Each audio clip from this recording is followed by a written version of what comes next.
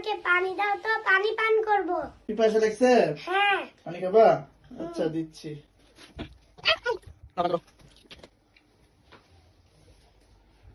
বাবা একটু দাঁড়াও তো।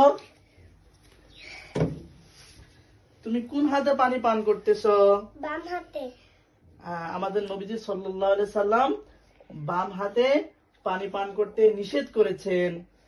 পানি পানের সময় ডান হাতে পানি পান করতে হবে, ঠিক আছে? তোমাকে আমি পানি দেওয়ার পরে তুমি একসাথে সব খেয়ে ফেলছো, দেখো আর নাই। পানি কিন্তু একসাথে খেতে হয় না, 3 শ্বাসে খেতে হয়। কিভাবে পানি পান করতে হয় আমি তোমাকে দেখাচ্ছি। হ্যাঁ, বিসমিল্লাহির রহমানির রহিম। 1 শ্বাস, 2 শ্বাস, 3 শ্বাসে পানি পান করতে হয়, ঠিক আছে? তারপর তুমি পানি পান করার সময় বিসমিল্লাহ কেন বললে না? বিসমিল্লাহ বলতে হয়। তাহলে দেখো, পানি পান করার সময় ডান হাতে পানি পান করবা, শুরুতে বিসমিল্লাহ বলে করবা, ঠিক আছে? আর কয় শেষে পানি পান করবা?